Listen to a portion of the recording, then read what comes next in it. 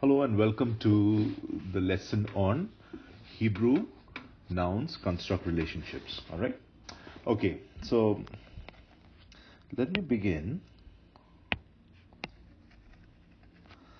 Nouns have what we call an absolute state and what we call a construct state. The absolute state is what you will find in a lexicon, the actual word, what you study in the vocabulary list and all of that. That's the absolute state, okay? Now, the construct state is a shortened form. The shortened form of an absolute state.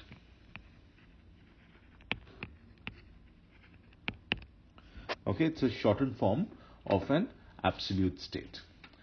Okay, now you have to remember that in Hebrew we do not have any particular word for to show a genitive relationship or what we call an of. Okay, there's no word for of. We have a word for and, and we have a word for the, but we really don't have a word for of. So how does Hebrew express this of relationship? And what it does is it places nouns next to each other. All right. So that's how it expresses a relationship. So if I can say this one, now they can simply be written next to each other, or they could be connected with the way of a makif. All right, I'm going to give you a word like hanavim. Now, this is a noun. This is also a noun. So you have two nouns coming together. That's expressing, Ben is son. So son, this is expressing a relationship of or genitive. So it is son of a prophet, because Navi is prophet. Why A? Because it doesn't have a definite article. Okay. Strictly speaking, this is a son of a definite prophet, a son of a prophet. But I'll explain to you why I put the first A. All right.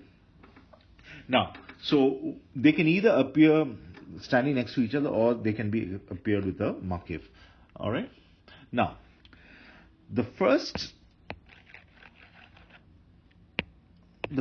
noun in the series is what we call the construct noun, and it is in a construct state.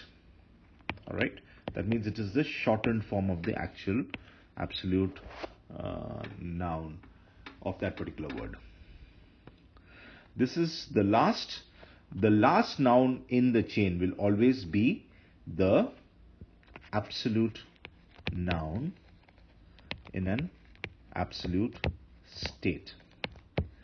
Now, when we consider a relationship like this, two nouns coming together, you need to remember they can either be two nouns coming together, or sometimes three, but very rarely four in a sentence. Okay, they'll simply stand next to each other, or they will be by a makif. The final noun in such a series is an absolute state, while the noun or nouns that is preceding the absolute state noun will always be in a construct state. And that's how we express a genitival relationship, or what we call an of. All right. The second thing you need to remember is this will always be considered a single speech unit, where the accent has now moved to the last, to the absolute noun. All right. It's moved to the absolute noun, and usually the last, obviously the accented syllable of the absolute noun. That's where it's moved. And what I'm trying to tell you is that the construct nouns will lose their accents, and therefore there's going to be what we call, there will be unaccented positions, and therefore there will be vocalic changes and all other changes, because it is now depending on their position from the accented syllable, there can be changes in the vowelling. Okay. Now, the second thing I want to teach you is concerning the definiteness and indefiniteness of a chain. Now, if I have a noun here and the next noun here, how do I on what basis will I say that the chain is definite or indefinite? The first thing you have to remember is a noun in construct. That means a in construct state will never take an article. Never.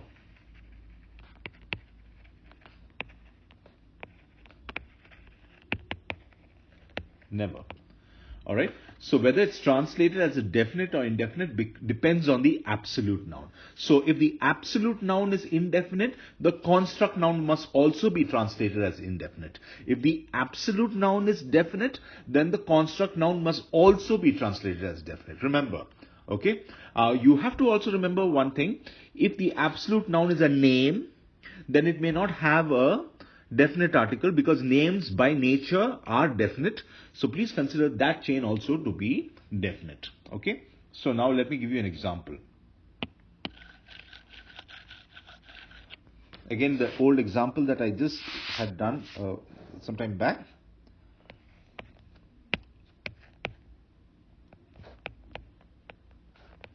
Ben, in this case, it's connected with the Makif. Hammelek. This is two nouns coming together. This is the absolute noun in an absolute state. That means the actual state, the actual voweling that would appear in a regular lexicon. This is a construct state, the shortened form, or this construct noun. Okay. Now, you will notice that the absolute noun has a definite article. Therefore, this entire chain is definite. So when I am translating it, remember the construct nouns will never take a definite article. But I have to translate the construct noun also as definite because the absolute noun has a definite article. So how am I going to translate that? The son of the king. The son of the king. That's the translation. Let me give you another one.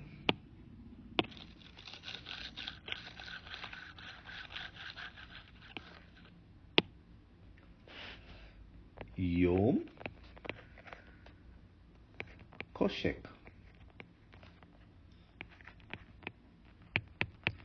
Yom Koshek. Okay. Now this is, you have two nouns coming together. This is the construct noun. This is the absolute noun. Again, you have the words coming together without a makif in this case, and they are both nouns standing next to each other. You will notice that this is indefinite, and therefore the entire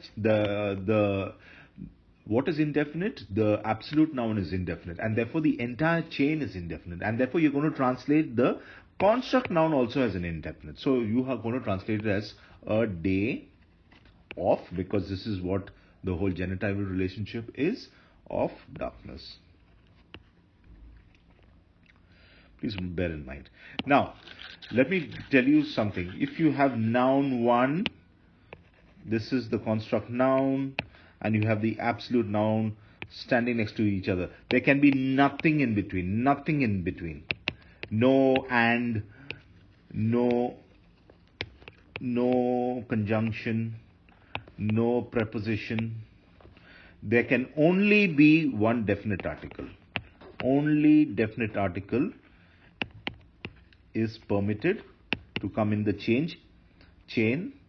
That too on the, where will it be? It will be on the absolute noun. Remember why? Because we said that construct nouns cannot take a definite article. So if there's a definite article, it can only, that's the only thing that can come between in that chain. The chain cannot be broken with anything like a conjunction or what we call a preposition. But where can a preposition come? Well, the preposition can come, supposing this is noun, construct noun, and this is the absolute noun. You can have a be preposition connected to the construct noun. For example, you can have it like be. I'm not too sure if the voweling is correct here, but nevertheless, I'm just going to show you one example to help you understand the theory of it. Okay. So here you have the be preposition, you have the construct noun, you have the absolute noun here. So this is a genitive. There's nothing which is coming here. The only thing that can permit it to come is a definite article, and in this case, it is not a definite article. It doesn't take a. It is okay. This two vocal showers at the beginning will be one correct. Okay. So you have be direct, the be devar, which is in. Now this is indefinite because the absolute noun is in a word. Literally, it's in a word of peace. Okay, doesn't make sense, but you get the gist of it. The be preposition can be added to the construct noun, the first construct noun. Okay, the first construct noun. Remember, the definiteness or the indefiniteness of the chain depends on the definiteness or the indefiniteness of the absolute noun. You can have a construct noun, another construct noun, and then one absolute noun. So this is this, of that. Okay, there are some examples which I have given. I think in my presentation in class, you can go through that for three nouns in a construct relationship. Okay, all right. Let me show you of some of the vocalizations that will take place when this happens. And let us see the first vocalization. Now remember, I said the accent will move from construct nouns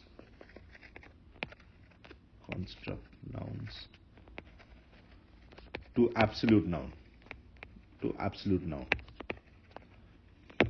Okay, from a construct noun to absolute noun. So when the accent moves from the construct noun to the absolute noun, you see this is left in an unaccented position, and therefore there are going to be vocal exchanges which is going to take place. So let's look at plural nouns in a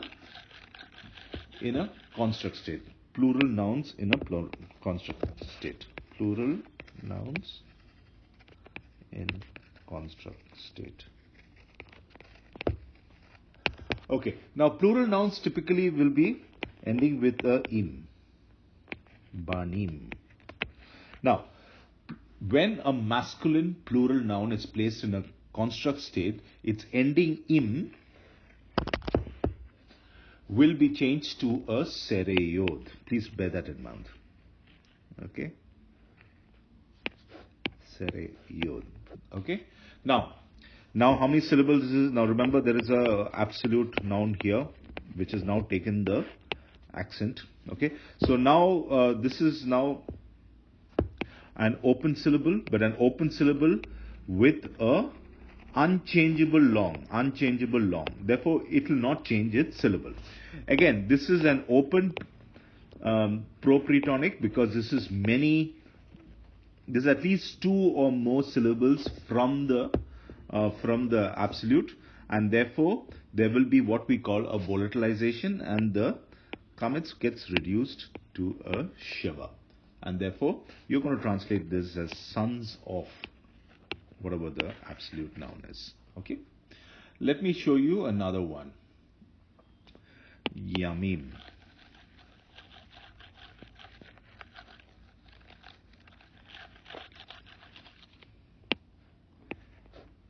Yamin. Again, this is plural, masculine plural. It becomes a construct by removing the im, and you make it a sereyod. You break it up. Now remember, there is a absolute noun here. The accent is moved that side. So this is an unchangeable long. It will not change. Okay, that is not going to change. So it stays the way it is. This is an open propretonics, and in the open pretonics, why do I call it open? It's ending with the comets. Now the comets will be volatilized to a shiva. Anyway, all this I'm taking from page Kelly 10.5, page 76. Okay, page 76. You can see these examples. Let me take another examples. Another simple one. Susim. Sus is horse. Susim is horses. Okay, susim. This is a masculine noun, masculine plural noun. And if I want to make it feminine, what am I saying? If you want to make it construct state, you remove the im and add the sereyod. Now you have, remember the noun, absolute noun is there. The accent is moved to the absolute noun. So now this is an unchangeable long, will not change that syllable. I've broken this up into 2 syllables. Now again, this is an unchangeable long. There cannot be a volatilization. So it will remain as a suse. Remember, okay? So there's no volatilization taking place in the propretonics here simply because it's an unchangeable long vowel. That's all you have to remember. Okay, what about plural nouns?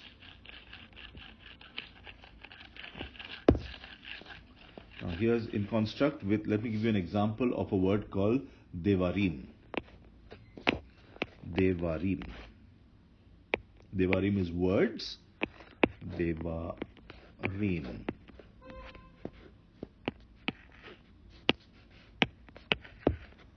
Devarim. Okay, again, follow the drill. This is a plural noun, masculine plural noun. Let me just write it masculine. I forgot to write that there. It's a masculine plural noun in this case here. And what is going to happen is, it is going to be changed to a sereyod. You have an absolute noun following it, which takes all the accent. And now I'm breaking this into syllables. So I've broken this into syllables. So this is an unchangeable long. It will not change.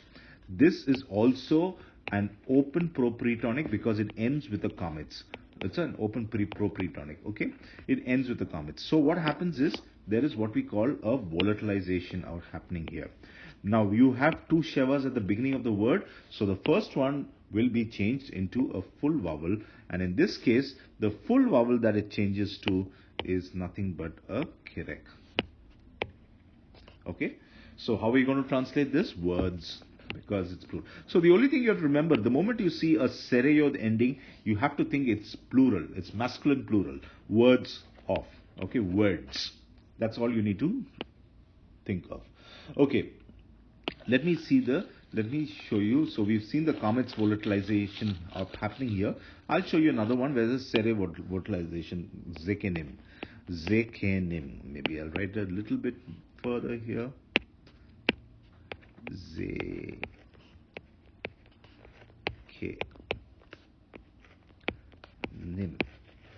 Okay, and then you have the what we have to do first is the im gets changed to a sereyod, okay, and then you have the absolute noun here. Remember, the absolute noun has the accent. Now I'm breaking this guy up. This is an unchangeable long, will not change. Now this is an open because it ends with a sere. It's an open propretonic. An open pretonic will have a volatilization. It can volatilize, so it becomes a sheva. Now you have 2 shevas at the beginning of a word. The first one will now become a kirek. That's it. So it's zekne. Zekne is nothing but elders because it's plural. Sereyod will tell you it's plural. Zakhana. Zakhana tells you it is elder. And then what do you say? Elders of. Elders of. Let me show you another one which has a compound one. I remember this one will both, in both examples, the first shava becomes a full vowel. In this case, it's a kirek, but let me show you an example where it is a compound shava. So it has anashim.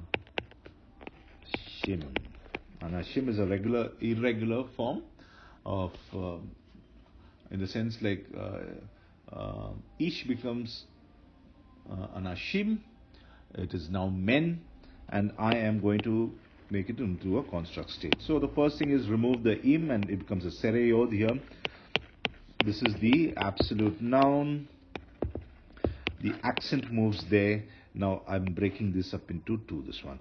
This is an unchangeable long. This is an open, by the way. This is an open syllable with an unchangeable long. They cannot change, and therefore that's fine. This is an open propretonic. At least two syllables away from the tonic syllable, which is in the absolute, and what is happening here is it's open because it ends with the commits here. All right. So what is going to happen is this commits will volatilize. Now you have a question of two vocal shevas coming. One is a compound sheva in the first position, and next is a simple sheva. In this case, whatever is a short vowel here, that is what it's going to be. It is going to be changed into. All right. So this was a commits before, therefore it becomes. It was a commits. It was a commits. The compound sheva was of the commits class. Sorry, the patak class. I'm saying it wrong, and therefore now it's going to be a patak. So it was like this before. This was the word, and now it becomes. It retains that patak. It was a kate patak, and now it becomes a. It was a kate patak, and now it becomes a patak. Okay. What about the next one? I'll show you another one. Oh, how do you translate this? Men of. All right, men of. Men of. Then the next one. Avadim. Avadim. So how do you make it construct? Well, you make it a sereyod, and then this is the absolute noun. The accent is moved here. You break them up into two syllables. This is an open, but it is an unchangeable long. It will not change, so you have to leave it. This one is an open propretonic because it will at least two syllables away from the tonic syllable, which is in the absolute noun, and therefore there is a propretonic reduction. This will reduce to a vocal sheva, and now you have two vocal shevas.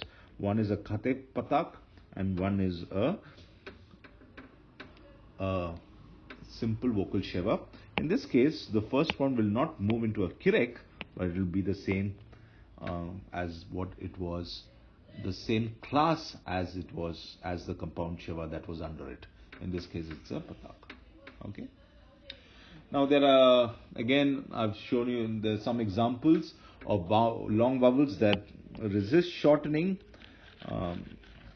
Pretty straightforward. I have a word like koka, veem, okay, stars, and I want to now make it into a construct. So it's a plural ending, masculine plural ending, remember, therefore it's just sereyod, and this is my absolute noun, and then the accent moves that side, and I am going to break this up. Okay.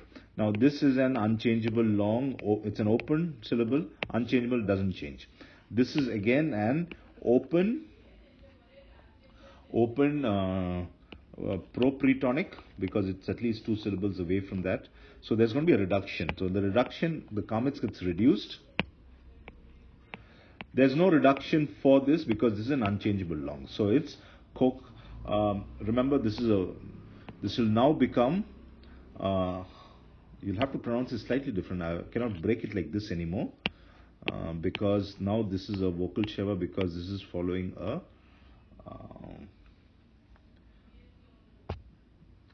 a long vowel. So kokevim, kokevi, okay, kokevi. So typically now it should break like that as a syllable, kokevi. Okay, that's pretty much it. What about a feminine end? Plural feminine end. Let's come to that now.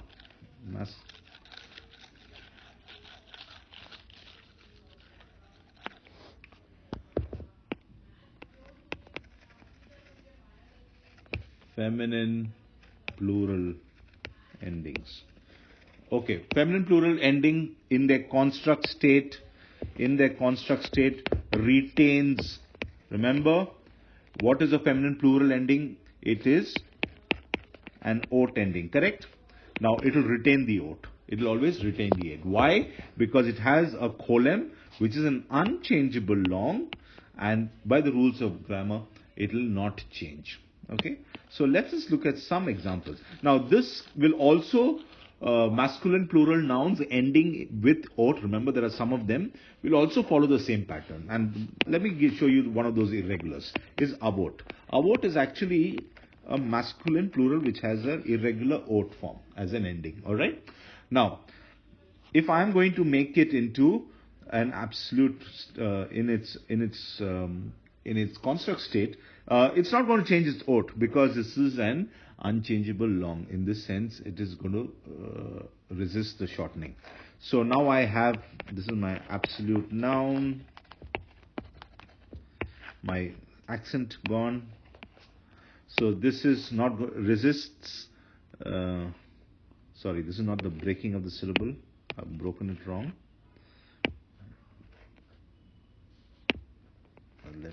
Yeah, that's the breaking of the syllable. That's the correct way. This is unchangeable long. This is an unchangeable long, and it will not change. Okay. What about this one? This is an open propretonic, and it will get reduced to a simple sheva first. But hang on, I'm dealing with an aleph. Aleph does not like. He does not like simple vocal sheva, so he will take a compound sheva of the A class because the guttles love the R sound, and the final form is abort. Okay.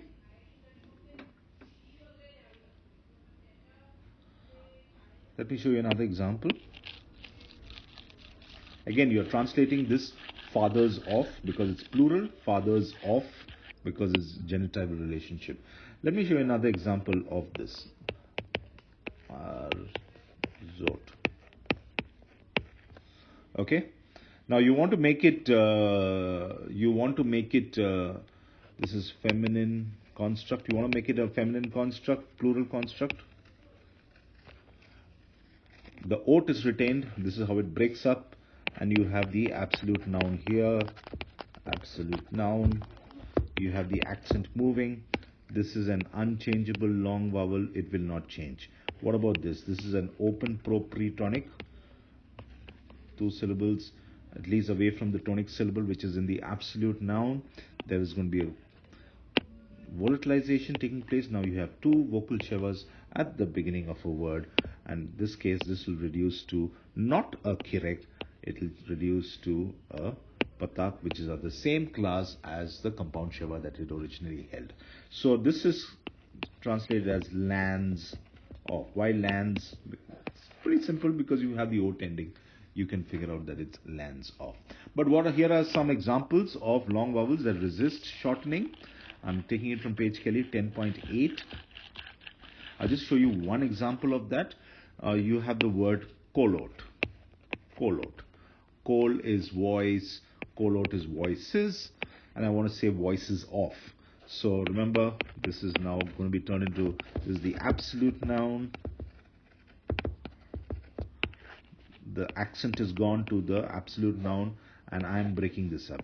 This is now an unchangeable long. It will not change. Again, although this is an open propretonic, this is an unchangeable long. So there's no change. So what happens is that the absolute state of this particular word and the construct state of this particular word is the same.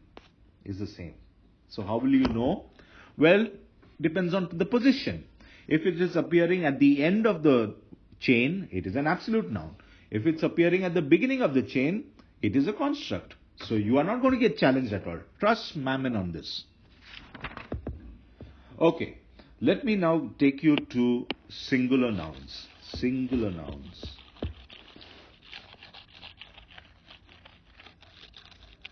I've taught you plural, but let's see singular nouns. Now, singular nouns, it all depends on whether it's monosyllabic or bisyllabic. Okay, monosyllabic has only one syllable, and bisyllabic has 2 syllables. Now, why does it have 1 syllable? It has only 1 vowel. And why does it have 2 syllables? Why is it 2 syllabic? Bisyllabic. It's because it has two vowels in it. Okay, so we're going to deal first with monosyllabic. So monosyllabic nouns. There are some monosyllabic nouns which won't change. There are some of them that will not change. And I'm talking about a word like ish. ish. This is a monosyllabic noun. It has only one kirekyod. Now, if it's going to be in construct state, now this is the absolute noun. Accent is moved. Now, because it is monosyllabic, there's only one syllable to it.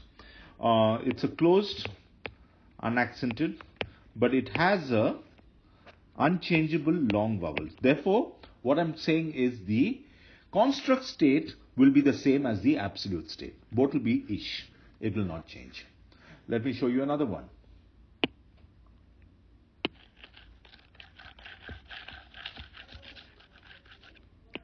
And these are all taken from 10.10, so it's pretty straightforward. Yom. Yom. Day. I want to say day off. Okay, if I want to make it into a construct, I have now this is an absolute noun, this is in construct, and the accent has gone there. This is a monosyllable, so there's only one syllable, but it has an unchangeable long, and therefore it will the absolute state and the construct state will be the same. So it will be day. In this case, it is day off. Now, you'll say, Marmin, how will I figure out if it's an absolute state or a construct state? Very simple, the position. If yom is appearing at the end of the chain, you know it's an absolute noun. If it's appearing before the absolute noun, you know it's in construct state. So you don't have to worry about that. Trust me on that. Okay? Alright. There's another one. Monosyllable nouns with long vowels not written. Now these are all either written with the two examples I showed you, the ish and the yom. They were either written with a vav or a yod. All right, unchangeable long with either of that. The first ish was with the kirek yod and yom was with the word kolen. All right. Now what if it doesn't have any of this? Then what happens? Okay. Then what will happen is the singular absolute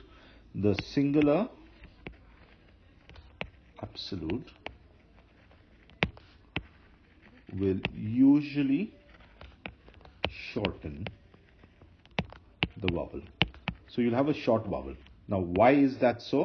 We will see. The singular absolute of these monosyllabic, remember we are dealing with monosyllabic nouns with long vowels not written with a vav or a yod in the singular absolute will usually shorten the vowel in the singular construct. What that means is simply this. If I take an example of the word called dam.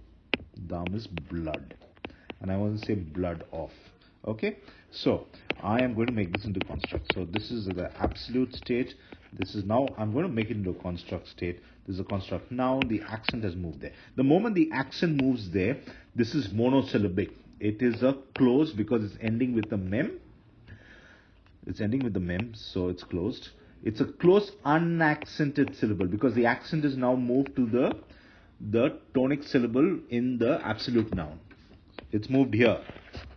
So if this is a close unaccented syllable, according to the laws of Hebrew, closed unaccented syllable must have a short vowel. Okay, it must have a short vowel. And this kametz is a long vowel.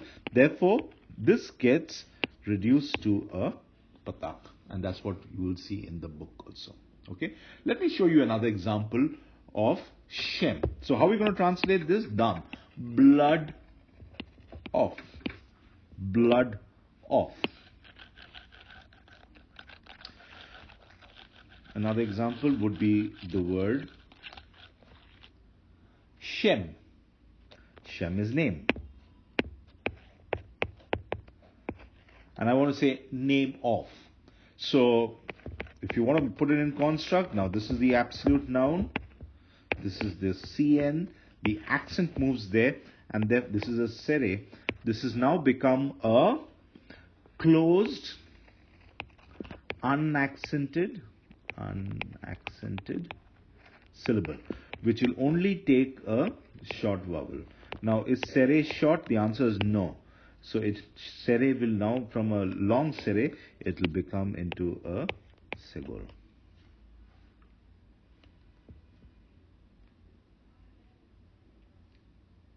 What about a much more simpler one is the next rule. Monosyllables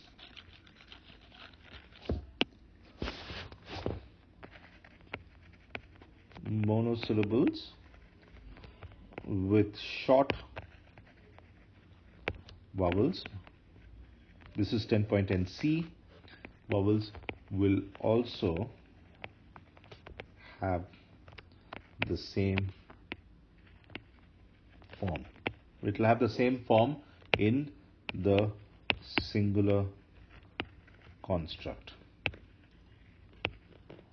as in singular absolute. What it means in monosyllable with short vowels. If it has a short vowel, then the form is the same whether it's in construct or in absolute. What does that mean? Okay, it means simply this. I have a word called Bart. Okay, Bart is daughter. All right, and I want to say daughter of. So I'm going to get my absolute guy here. Absolute. My accent goes. This is my closed unaccented. My closed unaccented will only take a short vowel. And you see, patak is a short. So what it means is that the singular construct will be the same as the singular absolute of the word because it has a short vowel. Let me show you another example. These are all taken from 10.10c. All right. Har. Har. It already comes with a short vowel pata. Now I want to say har is mountain. I want to say mountain of. This is my absolute noun. The accent moves there. This is now a closed. Now remember, it's monosyllable, so it's a closed. It is a closed unaccented, which will only take a short vowel, and patak is a short vowel, and therefore it is now mountain of whatever this absolute guy is. Okay, pretty much that. There are two forms that you need to remember, and they'll come very often because it is ak and avi. Sorry, ak and av. Ak and av.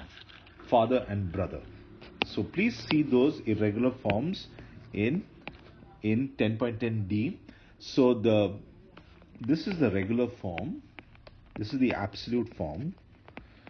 The construct form, you have to memorize this, okay? Irregulars, you just have to memorize. Why does it happen? Perhaps because this is a primitive noun and therefore it was always pronounced in this particular fashion from a long time because we don't know where they derived from, and perhaps because they are very old, their primitive nature, perhaps that's why this irregular form would have arisen.